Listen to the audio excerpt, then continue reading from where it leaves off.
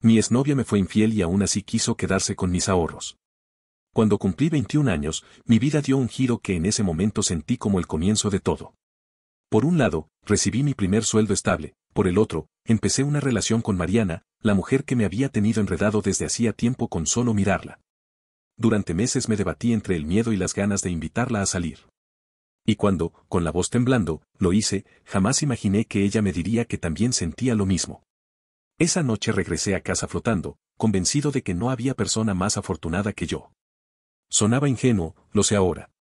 Pero en ese entonces creí que estaba pisando terreno firme, que estaba dando pasos grandes y serios hacia una vida adulta. Tenía un trabajo, una novia que me parecía increíble, y una ilusión casi infantil de que aquello era permanente. Pensaba, esto es mi futuro.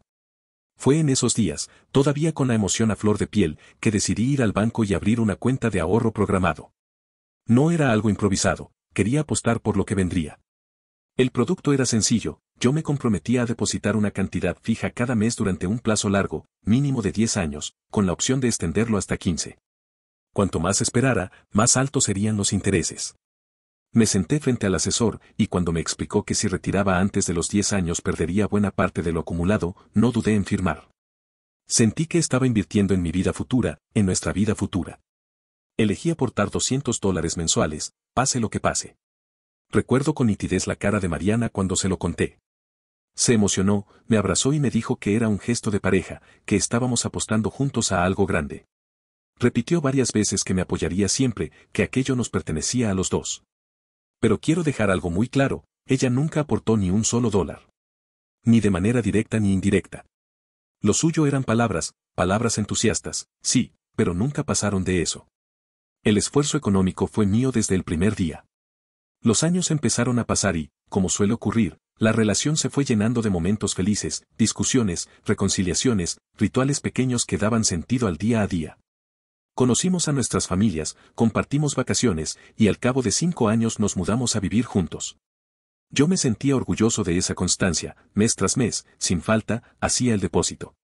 Incluso en meses en los que hubiera necesitado ese dinero para resolver emergencias, me aguantaba.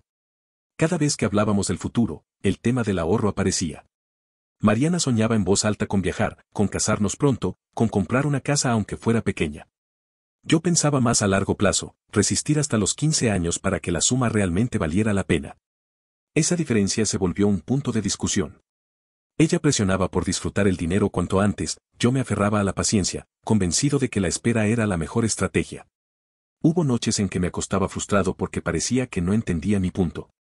Yo quería darle solidez a nuestro futuro, ella parecía más impaciente por materializarlo todo ya.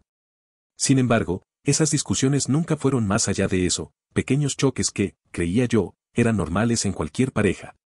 Lo que nunca me pasó por la cabeza es que el verdadero quiebre vendría de otra parte, algo mucho más grave que nuestras diferencias de prioridades. Lo que cambió todo ocurrió en el 8º año de nuestra relación. Teníamos 30 años los dos, y entre nuestras conversaciones más frecuentes estaba la idea de casarnos pronto. El ahorro, como no, aparecía de nuevo como el gran recurso para hacer una boda por todo lo alto o dar la entrada para una casa. Pero entonces descubrí algo que no esperaba. No fue una sospecha vaga ni un simple presentimiento. Fue un golpe directo en la cara, una verdad desnuda que no pude esquivar. Una noche Mariana llegó tarde al departamento. Dijo que se había quedado trabajando, pero sus palabras sonaban huecas, sin sustento. Había algo en su mirada, en la forma en que evitaba los detalles, que me encendió todas las alarmas. La falda que llevaba tenía manchas de tierra que no supo explicar. Sentí una mezcla de rabia y desconfianza que me empujó a revisar su celular cuando ella se durmió. Lo que encontré no admitía dudas. El historial de ubicaciones mostraba que había estado en un hotel a las afueras de la ciudad, no en su oficina como había dicho. En los mensajes aparecía un nombre, Thomas. Un compañero de trabajo. Había fotos, conversaciones largas, mensajes subidos de tono y hasta videos. No había margen para excusas. Leí con el estómago encogido cómo se quejaba porque el auto de él se había averiado a medio camino de regreso y casi había quedado en evidencia conmigo. Esa frase me hizo entenderlo todo. Mientras yo pensaba en boda y futuro, ella llevaba una doble vida con alguien más. La confronté esa misma noche. Le puse el teléfono en la cara y le pregunté si tenía algo que decir. Lo primero que hizo fue llorar, luego enojarse, luego acusarme de invadir su privacidad. Pasó por todos los papeles que conocía: víctima incomprendida, mujer abandonada, amante desesperada. Me acusó de no valorarla, de no darle lo suficiente. Era un guión que buscaba volcar la culpa sobre mí. Pero yo no me dejé manipular. Le dije, con la calma más dura que pude reunir, que recogiera sus cosas y se fuera. No hubo gritos desmedidos ni golpes, pero sí una firmeza total: no podía seguir compartiendo mi vida con alguien que había elegido traicionarme así. Antes de dejarla marchar, hice lo que consideré prudente. Guardé copias de todo: conversaciones, fotos, ubicaciones. No por venganza, sino porque sabía que alguien capaz de engañar de esa forma era también capaz de querer cambiar la historia y ponerme como culpable. Esa misma semana envié capturas a algunos amigos y familiares cercanos. No buscaba humillarla públicamente, pero sí quería dejar constancia de por qué la relación había terminado. No iba a permitir que manipulara a quienes me conocían. Las primeras 2 veces que regresó por sus cosas, Mariana lloró, suplicó, prometió que todo había sido un error y que cambiaría. La tercera vez ya vino más resignada, aunque no renunció del todo a su libreto de culpas y lágrimas. Yo no cedí. Poco a poco dejó de insistir. Pasaron 8 meses sin contacto. Me aislé de los amigos que eran más cercanos a ella y con mi familia hice lo justo para evitar confrontaciones innecesarias. Sentía que, con el tiempo, las aguas comenzaban a calmarse. Que, aunque doliera, había cerrado un capítulo definitivo. Pero entonces, una noche cualquiera, Mariana volvió a tocar mi puerta. No llamó antes, no escribió, simplemente apareció como si aún tuviera derecho a irrumpir en mi vida. La vi entrar como si nunca hubiera dejado de pertenecer a ese espacio. Me quedé paralizado por unos segundos, sin entender qué hacía ahí después de tantos meses de silencio. Enseguida sacó su teléfono, abrió el calendario y me mostró una fecha marcada en grande, con una nota escrita. He estado esperando tu llamada desde la mañana, dijo, casi ofendida. ¿De verdad pensaste que me iba a olvidar? Yo la miré desconcertado, sin entender a qué se refería. ¿De qué demonios hablas? Alcancé a responder. Rodó los ojos, con ese gesto de fastidio que conocía demasiado bien, y soltó la frase que me heló la sangre. Hoy se cumplen 10 años del contrato de ahorro. Ya se puede retirar todo. Por eso vine. Me quedé sin palabras. Lo primero que me salió fue una pregunta casi ingenua. ¿Y cómo sabes eso? Sonrió, como si hubiera estado esperando mi reacción, y contestó con naturalidad. Muy fácil. Lo marqué en mi calendario hace años para no olvidarlo. Y justo hoy se cumple. Entonces, ¿cómo lo hacemos? El descaro me subió como un fuego a la cabeza. Apenas podía creer lo que estaba escuchando. ¿Hacer qué? Le solté con incredulidad. Pues dividir el dinero, Diego. ¿Qué otra cosa? Dijo, cruzando los brazos. Lo retiramos y nos quedamos cada uno con la mitad. Así no tenemos que vernos más. No podía creerlo. ¿Cómo una mujer que nunca puso un centavo en esa cuenta, que me había sido infiel y me había dejado con la dignidad hecha trizas, podía aparecerse a reclamar algo como si le perteneciera? La respuesta me salió automática. ¿Y por qué tendría que darte algo? Ese dinero lo puse yo, mes a mes. Está a mi nombre. Nunca fue tuyo. Ella se encendió en cólera, elevando la voz hasta el grito. Eres un egoísta. Un ladrón. No puedo creer que después de tantos años me hagas esto. Estuvimos juntos más de 9 años durante ese tiempo, por ley me corresponde la mitad. La acusación era absurda, pero su voz resonaba fuerte en el pasillo, como si quisiera que los vecinos escucharan. Me llamó mentiroso, manipulador, ladrón. Decía que yo le había prometido un futuro y ahora quería dejarla sin nada. Yo me mantuve firme, aunque por dentro hervía. Le repetí que tenía comprobantes de cada depósito, que ella jamás había aportado y que si quería reclamar algo, lo hiciera por la vía legal. Eso fue lo que más la enfureció. Gritaba, insultaba, trataba de arrastrarme a un espectáculo. Terminé echándola del departamento otra vez, con la misma claridad que la primera vez. Mientras se alejaba seguía gritando que yo le estaba robando, que no me iba a salir con la mía. Ese eco quedó dando vueltas en mi cabeza un buen rato. Era increíble el nivel de cinismo al que había llegado. Pensé que tal vez sería la última vez que la vería. Pero estaba equivocado. Apenas unos días después de ese encuentro, Mariana volvió a aparecer. Esta vez no llegó con lágrimas ni súplicas, sino con un papel en la mano que agitaba como si fuera un arma. No me dejaste otra alternativa, dijo, y lo colocó sobre la mesa con aire triunfal. Era una demanda por apropiación ilícita de dinero. En el documento, redactado con palabras grandilocuentes, se afirmaba que yo me estaba quedando con unos fondos que eran de ambos y que ella exigía la entrega del 50%. Al principio no pude evitar reírme. ¿De verdad pensaba que un juez le daría la razón si toda la cuenta estaba a mi nombre y yo tenía los comprobantes de cada depósito? Claramente alguien le había llenado la cabeza de ideas, tal vez un abogado de esos que viven de dar esperanzas a cambio de unos billetes. Esto no tiene ningún fundamento, le dije, empujando el papel hacia ella. Puedes intentar lo que quieras, Mariana, pero la ley no te respalda. Se enfureció. Su voz se quebró entre gritos de amenaza y frases altivas. Me dijo que ya veríamos quién reía al último, que ella estaba decidida a llegar hasta donde fuera necesario. Yo ya no la reconocía. La mujer con la que había compartido casi una década había desaparecido, y en su lugar había alguien consumido por la ambición y el rencor.